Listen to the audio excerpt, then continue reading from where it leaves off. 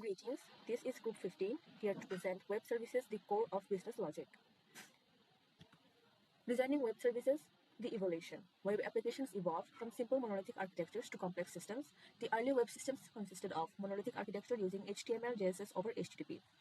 In the mid 2000s, APIs became more popular for system integration and collaboration. In the late 2000s, mobile development wave made APIs a first-class citizen of web development. Approach 1. Web services as an extension. In the early days of web development, applications were built as a single structure, what we call monolithic systems. Over time, as system grew more complex, developers began adding web services not just as standalone components but as add-ons to these existing applications. In this model, everything from development to deployment remains part of one large system. The web services simply act as extra gateways that let external clients or systems interact with the same internal logic. This setup offers one big advantage: it allows teams to expand features or make quick updates without overhauling this entire structure, which is especially helpful in the initial stages of development. However, while this approach saves time and resources early on, it can create challenges later, particularly when scaling or maintaining the system as demands increase. Now I will explain approach to API first design. In this method, we design the API before developing the actual system or user interface. If you look at the diagram, you can see how this works. At the bottom, there are database where all information is stored. Above that, we have web service controller. This is the heart of the system. It contains the main business logic and handles all the communication. Then at the top, there are different clients like web apps or mobile apps or external partner system. All of them connect to the same service layer through the API. That this means every app like mobile or web gets the same data and works the same way because it all come from the one source. Now let's talk about the advantages. First, it gives a single source of truth. The logic is written once in one place, so it's easier to manage and update. Second, the simplified clients. Since the API handles most of the logic, clients just need to know how to call it. They don't need to handle complex business rules. The third one is decoupling. The client and servers are independent, so teams can work separately and updates can be done without breaking the other parts.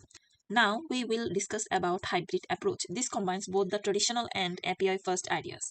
For new products or startup, we use a start small approach, focusing on quick prototypes and learning first instead of over planning. But for mature products, systems that are already stable and need scaling, we follow the first API method, focusing on maintain and long-term growth. So in short, the hybrid approach help us start fast when things are new and flexible, but also build strong scalable system as the project matures. Thank you.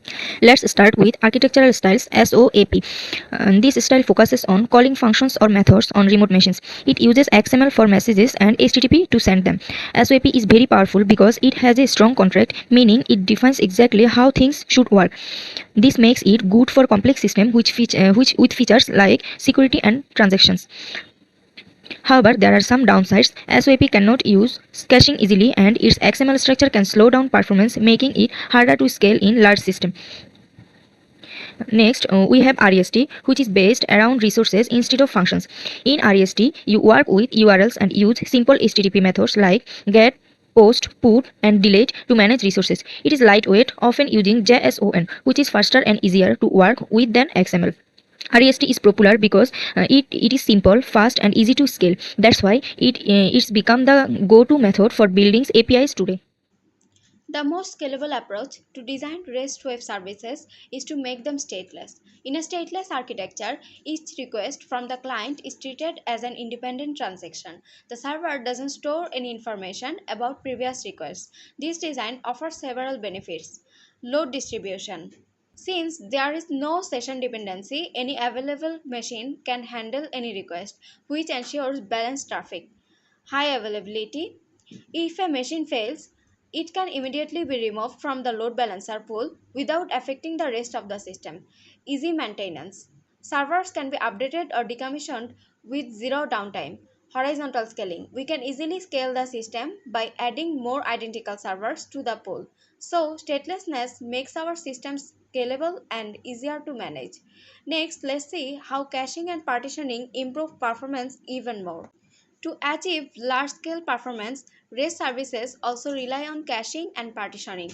Caching helps reduce server load and speeds up responses. When HTTP caching is implemented correctly, GET requests can be served quickly from the cache, while POST requests are used only for data changes. Functional partitioning means dividing a large system into smaller, loosely coupled web services. For example, separating a product catalog service from a user profile service. Each service handles a specific function, allowing independent scaling, deployment, and even technology choice. We have seen how caching and partitioning help in large scale systems. Now, to wrap up my part, I will talk about the web services mindset and how it ties everything together.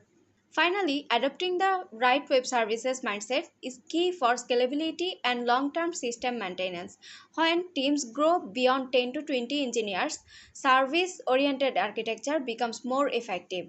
At the design level, we should apply single responsibility, encapsulation, and decoupling principles to keep services modular and manageable. And as a next step, focus should move towards scaling the data layer, where all the application state is actually stored. So, that was all from my side about scaling REST web services and the mindset behind building scalable systems. Thank you.